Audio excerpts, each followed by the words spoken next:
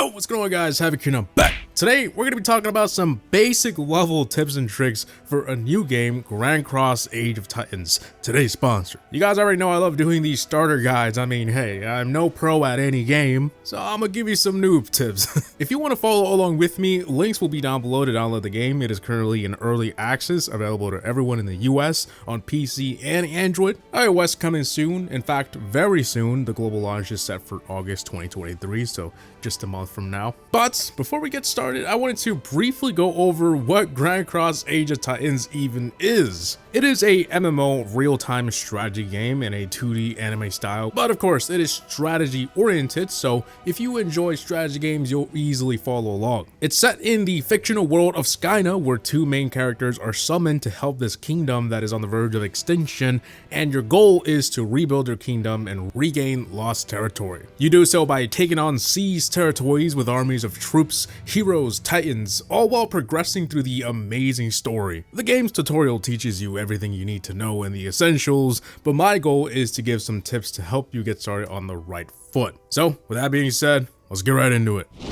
Don't upgrade every hero. There are different heroes with different personalities and characteristics in the game. Each of them have unique specialized skills and you can make some pretty sweet combos, but as great as they sound, don't do this one mistake that I did. In early game, it may seem like you have an infinite amount of XP and it may be tempting to dump it all in every hero you unlock, but you don't want to do that. Here's the thing, I don't use all my heroes. I have my favorites, of course, but I don't use all of them, and you probably won't too. By upgrading anything, you're using a lot of your XP, and the higher you go, the more XP you need, so really, you want to avoid doing that. Save your XP for a hero that you actually want to use. That way you can level them up higher, you can work on their talents, unlock more skills, and upgrade their star level, and all of this is easier when you aren't dumping all of your resources on heroes you don't use. So to summarize my advice, focus on building some heroes that you're going to be using,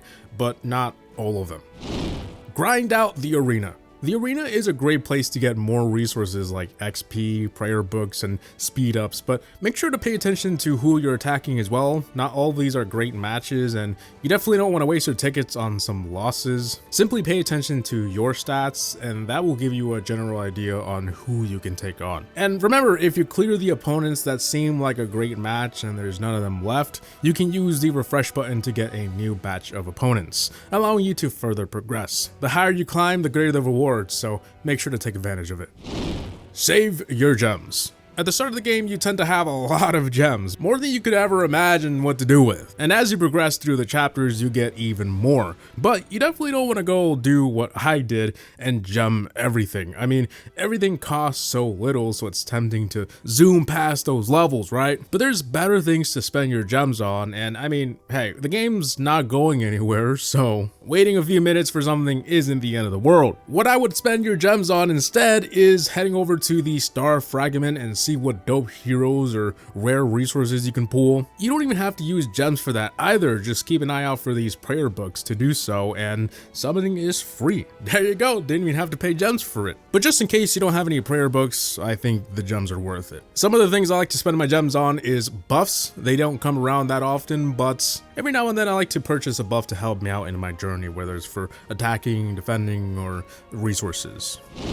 Keep your buildings busy. Things take time in this game, so you definitely don't want to be burning it for no reason. I highly recommend you to always have something going because you'll thank yourself later. This can be training your army, upgrading a building, researching something. To maximize your off time, you always want to log off with something going on. There's nothing worse than getting on for the day and finding out that you could have been researching or upgrading a building that takes hours, but you weren't. So yeah, it's a pretty small tip and maybe obvious, but it's something that you don't want to forget. Check the events tab. There's always resources and sweet rewards waiting for you. Heck, you might even find what you're looking for, and more often than not, you're completing the task in these events by simply playing the game. You may not even notice it, and bam, you just acquired an advanced prayer book that you didn't even realize you had. I mean, just take a look at these tasks and flip through the different events, and you'll quickly realize that these are simple tasks. Some take longer than others. For example, if you're required to get X amount of resources like wood or food that may take longer than, for example, just one where you log on and that's it. And hey, if you're just a casual player like me and don't want to keep track of any task, you literally don't have to. Just play the game as normal, and eventually checking the events tab every now and then, you'll see you have some stuff waiting for you.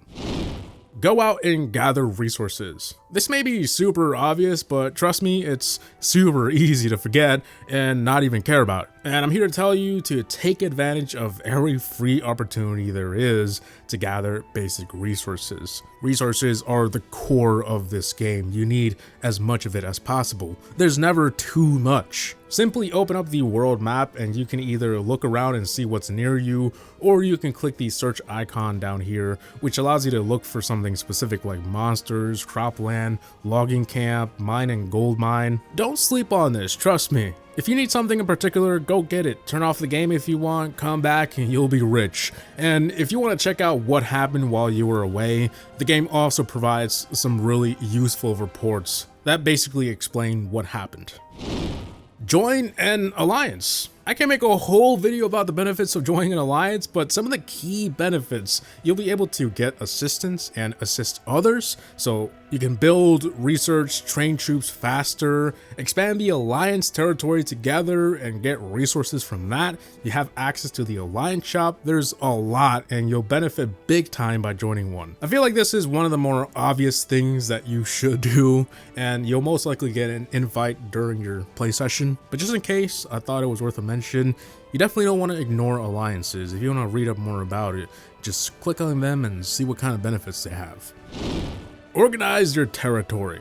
There's nothing worse than having tons of buildings and getting lost in your own creation. Maybe this isn't the best tip in the world to some, but a neat and tidy territory goes a long way. After organizing everything, it'll be easier to locate certain buildings because, trust me, the higher you are in level, the more buildings you'll have, and it can start to feel like a mess if you're just placing buildings anywhere. And now that you're already organizing, why not browse through the decorations tab? It's not the biggest priority, but it will make your territory stand out and look awesome. It's your territory, make it your own. Don't rush.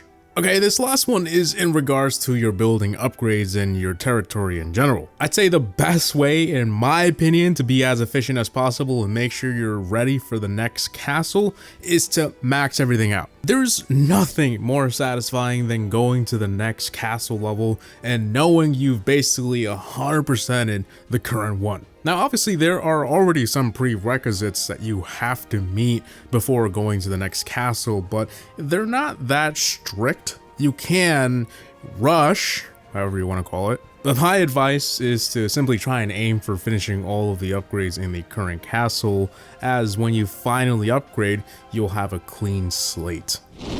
So guys, those are my starter tips for Grand Cross Age of Titans. As you progress, you should find these tips really helpful. You don't really have to follow what I say, but my goal, like I said, is to get you started on the right foot and avoid some early game mistakes. As mentioned, links will be down below to download the game. Currently available on Android and PC for early access, but it will be launching globally, including for iOS, in August, so stay tuned for that. As always, I hope you guys enjoyed today's video. Please like, comment, and subscribe. And as always, thanks for watching. HaVoC Gaming out. Peace!